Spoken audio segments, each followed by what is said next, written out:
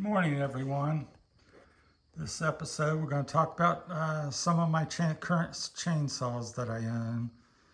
And I want to start off with thanking all my viewers and new subscribers. Small channel, but getting there. I think we're up to 800 views and 9 subscribers. So keep on keeping on. So this morning I wanted to talk to you about my saws, as I said earlier. Been in the landscaping business industry for 41 years. And no particular order. We're going to start over here with this little Stihl. This is my new saw, newer saw. I'm trying to see the name. I think it's called the MT120. Yeah, it says somewhere on there. Oh no, it's the MSA 220C. Now it's an electric saw here, so just got it. We're I guess touch on that a few minutes, and we may go back if I miss some stuff. Like I said, this is unscripted. I don't have any notes, so. Comes with a 16-inch bar. Like I said, it's the 220C electric. It's at the 2022, it was their top electric saw, biggest battery, AP300S. I think it's a little overpriced, or quite a bit overpriced. I think I gave $1,100-$1,200 for it. It's the most expensive saw here. What I do like about it, you don't have to, obviously, gas. You still have to put bar oil in it and everything, but it's relatively quiet next to the gas-powered saws, which I like. And it's really quick and convenient. You don't have to pull it started. It's ready to go as soon as you pull the trigger. Generally, you can get if you're cutting something big, like a 12, 15-inch thick tree. Yes, I've taken cut trees down that thick up to 15, maybe even 20 some inches with this saw. And of course, you have to make a kind of a double pass with the, as you do with any saw that you're cutting something bigger with, but it can do it. It's a bit underpowered. I don't know if it's the motor or the battery or both.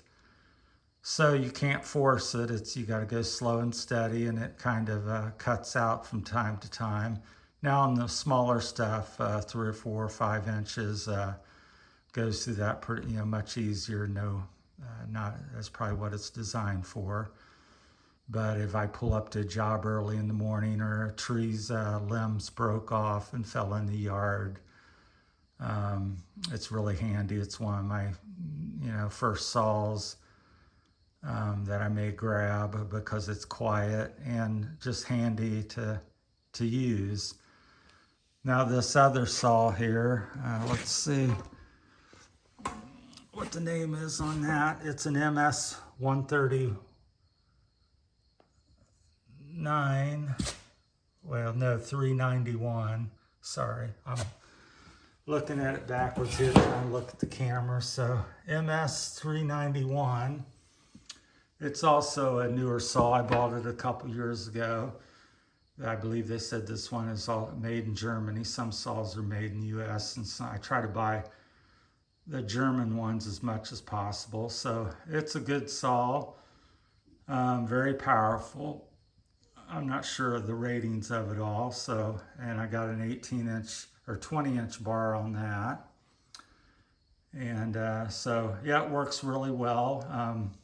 We'll get back to talking about that. So, very good running saw. I like the Stihl saws. It's what I've used most of my 41 years in business.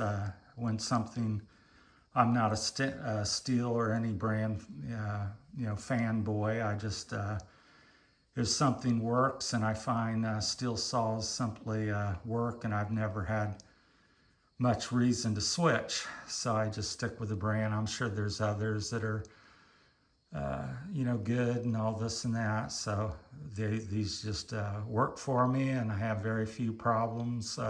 Of all the equipment I have, the Stihl chainsaws seem to be pretty consistent in the way they work. The next one over here is my oldest and my big boy, the Stihl 046. It's probably 15 plus years old. It's got a 24-inch bar. And I use that maybe, especially since I got this other one, the 391 saw. Probably use this maybe once a year. It just, we'll talk about different things, why I might use a different saw. A lot of it comes down to, comfort and performance. There's just not, I'm not a tree guy per se. I'm just a landscaper. So I may cut a tree once a month, something like that of some size. It varies. The biggest tree I ever cut down was maybe 30 inches thick. And I did use this 046 on that because that was the saw I had at the time. Didn't have this one here because it's a couple years old. So that's the kind of the reason for selecting these saws. It's different tools for different, things. And each saw can, do a pretty much bigger job than you might think. It's just whether you want to take another few minutes or something and cutting something up and, sitting. Like I said, the electric saw would, let's say a foot thick tree, you'd have to, a cut might take you a minute or two, and then you go over here to the big boy saw, you're going to bust through it in 30 seconds or something, and it's not going to bog. It's just going to rip through it, and you don't have to be, take your time or fiddle with it. So that's kind of what you're dealing with when you go up in different saws. And on the end here, this is my pole trimmer. It's a 131 HT. And of everything I've got, I think this was somewhere around the $650 mark. This one, the 045, was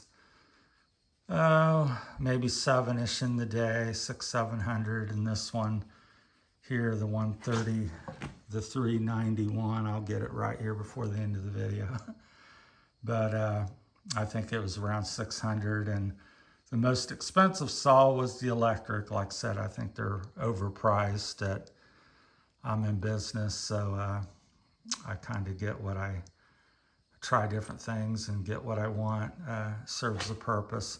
I really like the electric saw for like trail maintenance, because so you can be kind of stealth and go out on the trail and not disturb people hiking or the neighbors or whatever, so you can do your work. So that's why I really gravitate, and was the purpose of buying that saw, just the convenience of carrying it. It is one of the lighter saws that I have here, which also plays a role. So if it can get the job done in a reasonable time, I'll grab it over the others because it's simply lighter. And then that's 50% of it, and the other is that it will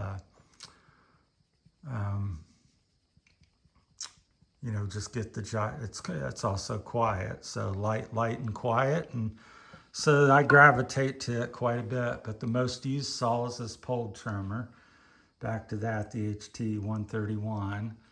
That's my bread and butter saw. I would say I would use this one almost every day in my business. So somebody is always wanting to reach up. It telescopes out. I think it probably has a 12, 13 foot reach, plus however tall you are and your arms are. So you can reach up, and because there's a few people out there still using the pole trimmers where you got to pull the cord, and which is just exhausting and hard to do.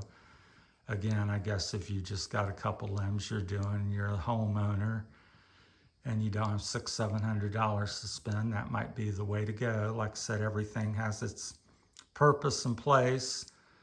But yeah, if there was one saw I would own here of all these four, would be this one on the end. It's the most used saw, most versatile. I've taken down trees, probably 6 to 10 inches thick. I've cut up logs and trees of that thickness. It is, I think, a little, bogs a little less. It's very similar to the electric saw as far as the ability to do that. I would say it goes a little bit better. I think it has a 14-inch bar. Once again, that has a 14, that has a 24, that has a 20, and the electric has a 16.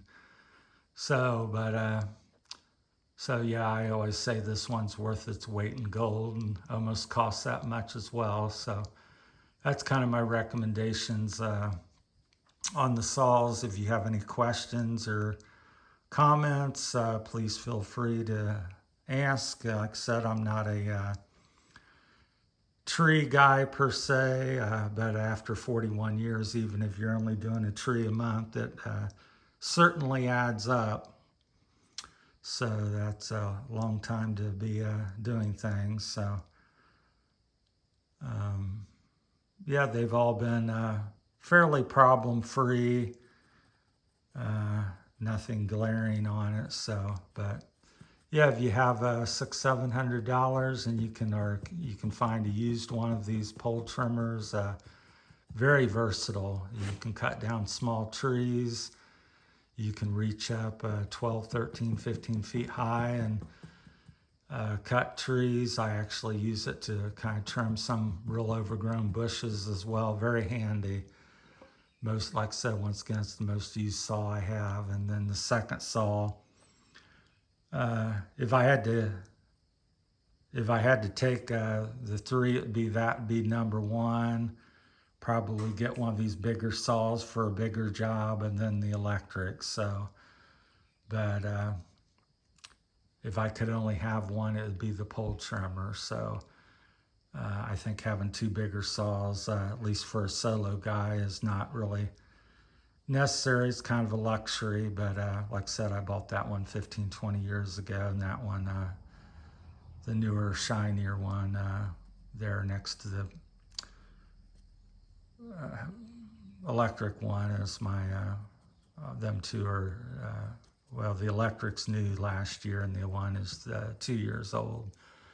So, so that's my take on the chainsaws and so forth. I'm sure there's more things you could talk about, but that's all I got for you today, and appreciate you viewing, and keep on subscribing, and I appreciate all of you, and thank you, and have a great great week. Talk to you later. That's it from Terry Kugler's Landscaping. Thank you.